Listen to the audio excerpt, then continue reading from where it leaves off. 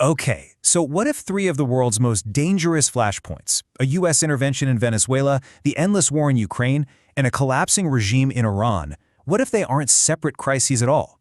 Today, we're diving into a really startling analysis that argues they're all connected by a single pretty radical shift in the global balance of power.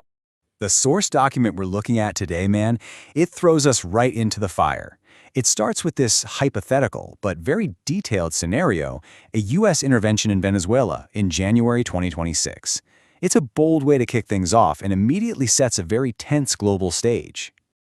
At the exact same time, the document gives us this really bleak assessment of the war in Ukraine, pulling this quote from The Independent.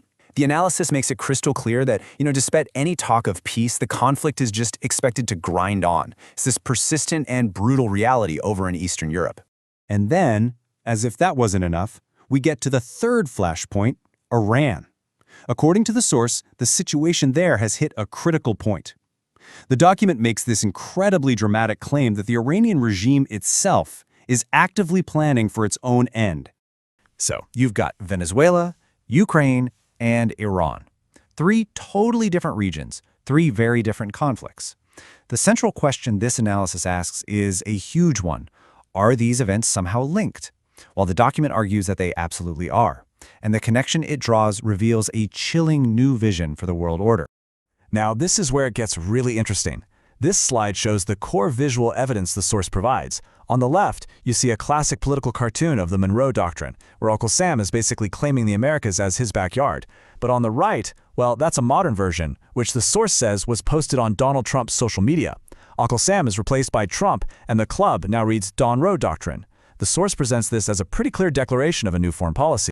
So this Monroe Doctrine idea, it's actually part of a much bigger theory the document puts forward.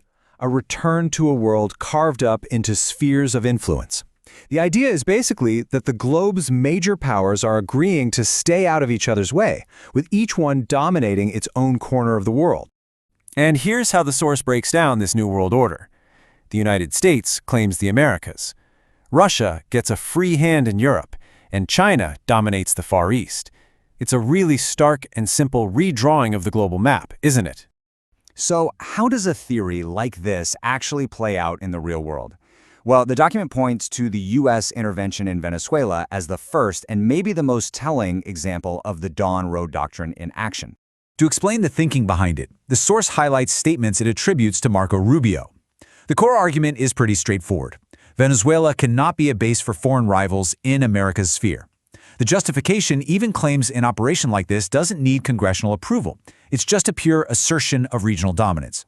But, and this is important, the source is careful to present the counterargument. It includes this statement from Kamala Harris, which frames the whole thing not as a strategic necessity, but as an unlawful and unwise war for oil that could destabilize the region and ultimately hurt American interests.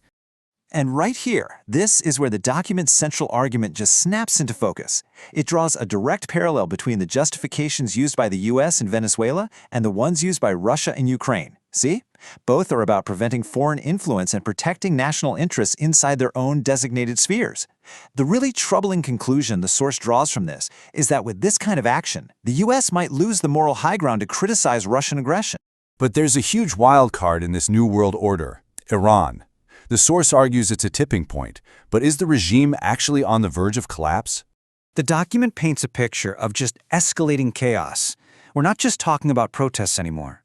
The source points to reports of armed resistance, of protesters getting their hands on guns, and even security forces storming hospitals. But the most stunning development, it argues, comes from the country's own central bank. So, according to the analysis, a secret and classified order was leaked, and it tells all financial institutions to get ready for the absolute worst-case scenarios: infrastructure collapse, mass unrest, and, it says this explicitly, the regime losing control. The source interprets this not as some routine drill, but as a written admission that the system is bracing for its own end. So, what does this all add up to? If this new world of divided spheres is becoming our reality, what kind of future are we actually looking at? Well, according to the source, the conclusion is incredibly grim. The core argument is this: if the U.S. is focused only on the Americas, Russia on Europe, and China on Asia, who's left to check anyone's ambition? In this kind of scenario, there's very little to stop Russia from pushing further into Europe or to prevent China from making a move on Taiwan. It's a recipe for unchecked regional conflicts. And so, this analysis leaves us with a final, really provocative question. Is this the birth of a stable, if maybe ruthless, new world order? Or have we just entered a new and maybe far more dangerous era of global chaos? That's the unsettling future this document asks us all to consider.